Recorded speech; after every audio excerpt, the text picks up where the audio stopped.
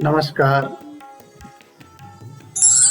आज हम बात करने जा रहे हैं वैज्ञानिक अभिमुखन की। यह है बीए पार्ट प्रथम का प्रथम प्रश्न पत्र समाज शास्त्र के सिद्धांत, जिसमें वैज्ञानिक अभिमुखन पर बात करेंगे। समाजशास्त्र के जनक फ्रांस के विद्वान ऑगस्ट कांट,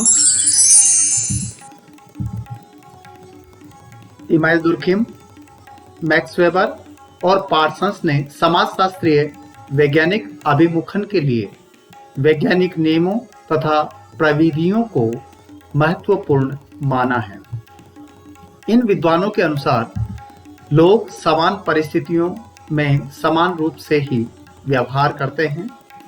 मानवीय आचरण में कार्य कारण संबंध पाया जाता है तथा इसके संबंध में पूर्वानुमान या भविष्यवाणी भी की जा सकती है। आर के मर्टन ने अपनी पुस्तक social theory and social structure में लिखा है कि समाजशास्त्रीय परिप्रेक्ष्य को वैज्ञानिक स्वरूप प्राप्त करने हेतु विज्ञान की प्रमुख विशेषताओं को मान्यता देनी होगी। देखिए, समाजशास्त्र के जो वैज्ञानिक अभिमुखन की जब बात की जाती है तो उसमें यह कहा जाता है कि जिस प्रकार प्राकृतिक वैज्ञानिक है, उन प्राकृतिक विज्ञान हैं, उन प्राकृतिक विज्ञानों में कार्य कारण का संबंध पाया जाता है और उनमें वही पद्धतियां यानी साइंटिफिक मेथड, वैज्ञानिक पद्धति देखने को मिलती है। यदि समाज विज्ञान में चूंकि मानव व्यवहार जो है एक जैसी परिस्थितियों में एक जैसा व्यवहार होता है और यदि उन्हीं प्राकृतिक पद्धतियों को हम यहाँ समाज विज्ञान में लागू करते हैं तो निश्चित रूप से यह एक वैज्ञानिक परिप्रेक्ष्य बन जाता है। वैज्ञानिक अभिमुखन के समर्थक में कई समाजशास्त्री हैं जिन्होंने समाजशास्त्र को एक विज्ञान का दर्जा दिया है, जिसमें सबसे पहले हम बात करेंगे ऑगस्ट कांट की। ऑगस्ट कांट ने विद्वानों यानी पद सोपान की व्याख्या की विज्ञानों की, समाज के विज्ञान की स्थापना की तथा अध्ययन हेतु प्रत्यक्षवादी प्रणाली के प्रयोग पर जोर दिया। कांट ने विज्ञान की बात तो की है जिसमें physics, chemistry, maths, bio, astronomy और सोशियोलॉजी, यानी सोशियोलॉजी का पहले नाम था सोशल फिजिक्स, परंतु 1838 में इसका नाम बदलकर सोशियोलॉजी रख दिया। इसी कारण से ऑगस्ट कांट को समाजशास्त्र का जनक कहा जाता है। ऑगस्ट कांट ने ज्ञान के 3 स्तर का उल्लेख किया, जिसमें धार्मिक, तत्व मीमांसक तथा प्रत्यक्षवादी या वैज्ञानिक। विज्ञानों के पद सोपान में समाजशास्त्र को शीर्ष स्थान दिया है, यानी समाजशास्त्र को विज्ञानों की रानी की संज्ञा दी है ऑगस्ट कांट ने। कांट का मानना था कि अपनी विशेष स्थिति के कारण समाजशास्त्र एक एकीकृत विज्ञान हो सकता है। इसके द्वारा विभिन्न विज्ञानों के बीच अंतः संबंधों की खोज की जा सकती है और सभी विज्ञानों को एक प्रत्यक्षवादी व्यवस्था में जोड़ा जा सकता है। दूसरा विद्वान की यदि हम बात करें तो हर्बर्ट स्पेंसर, ये इंग्लैंड के समाजशास्त्री हैं। स्पेंसर ने समाजशास्त्र को एक नया विज्ञान बनाने का प्रयत्न किया। स्पेंसर ने विज्ञान एवं धर्म के बीच संबंध को दर्शाया तथा विकास के सामान्य सिद्धांत का प्रारूप तैयार किया। मार्गरेट विल्सन वाइन के अनुसार स्पेंसर के विकास की सामान्य योजना एवं समाजशास्त्र में इसका प्रयोग यह बताता है कि उसने प्राकृतिक विज्ञानों के विचारों को समाजशास्त्र पर लागू किया। भौतिक शास्त्र तथा जीव शास्त्र दोनों ही समाज के विश्लेषण के आधार थे। इस प्रकार समाज शास्त्र को विज्ञान बनाने की दिशा में स्पेंसर ने महत्वपूर्ण योग दिया। देखिए, स्पेंसर ने एक सावयववाद की कल्पना की है। ठीक उसी प्रकार जिस प्रकार शरीर की एक संरचना होती है, तो समाज की भी एक संरचना होती है। शरीर का निर्माण विभिन्न इकाइयों से, हाथ, पैर, नाक, आंख, कान से बनता है। ठीक उसी प्रकार समाज का निर्माण भी विभिन्न इकाइयों, प्रथा, परंपरा, रूढ़ियां, जनरीतियां, विश्वास से होता है। स्पेंसर का मानना था कि जिस प्रकार शरीर कार्य करता है, ठीक उसी प्रकार समाज भी कार्य करता है। यानी शरीर के साथ में समाज की जो है अवधारणा जोड़ी है।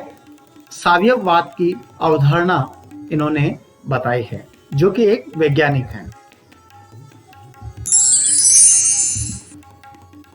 तीसरे नंबर पे हम बात करेंगे इमाम दुर्खिम।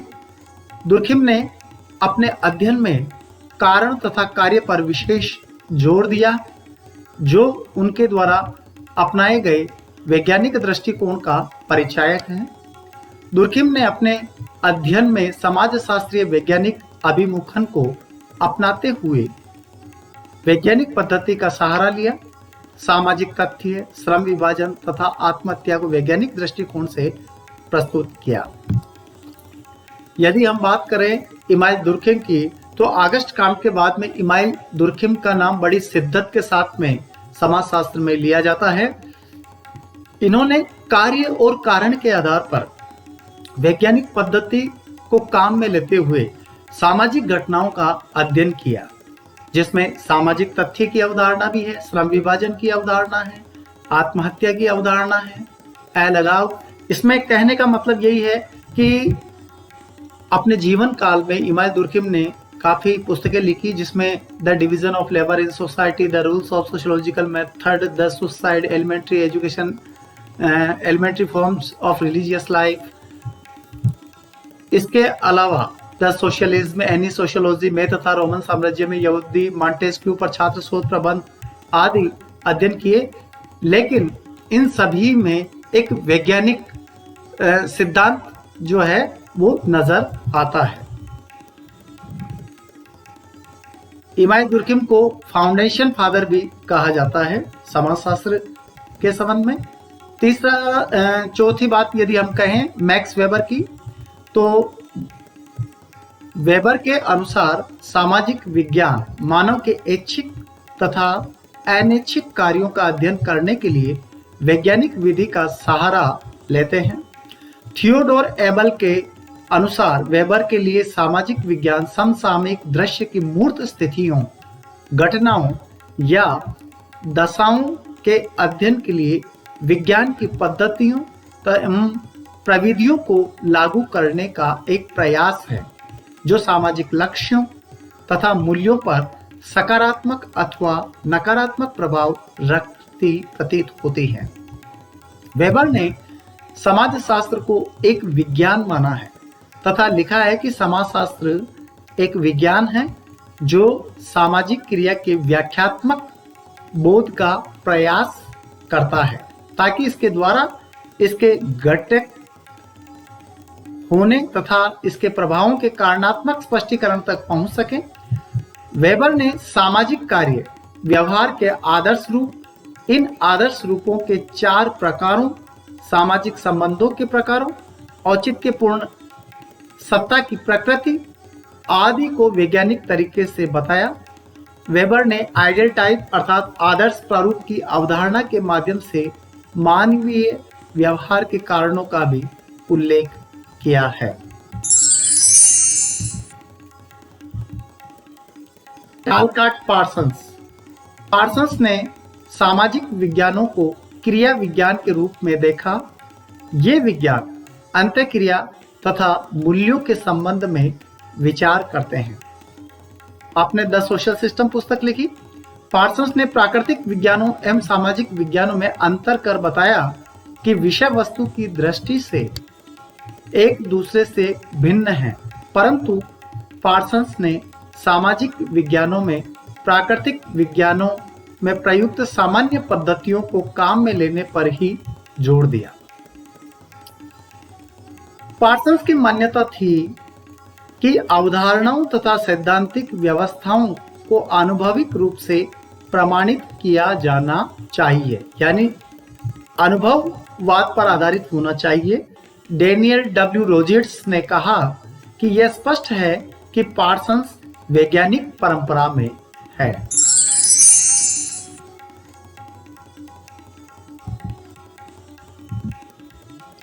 वर्तमान समय में कुछ ऐसे समाजशास्त्री हुए हैं जिन्होंने समाजशास्त्र में वैज्ञानिक अभिमुखन को अपनाया है। जैसे जेटरबर्ग ने बताया कि समाजशास्त्रीय सिद्धांतों के प्रतिपादन में नियमों को उसी प्रकार कठोरता से लागू किया जाना चाहिए जिस प्रकार गणितज्ञ गणना संबंधी सिद्धांतों की खोज करने में करते हैं। अनेक समाजशास्त्री यह मानते हैं कि समस्त सामाजिक घटनाएं एवं मानवीय व्यवहार वैज्ञानिक रूप में संचालित होते हैं। इनमें कार्य कारण का संबंध पाया जाता है। इनके पीछे कुछ नियम होते हैं। इन नियमों को ध्यान में रखकर ही समाज में इच्छित परिवर्तन लाए जा सकते हैं। वैज्ञानिक पद्धतियों को काम में लेते हुए आनुभविक आधार पर प्राप्त तथ्यों से सामान्यीकरण किए जा सकते हैं। मानवीय व्यवहार के संबंध में भविष्यवाणी की जा सकती है।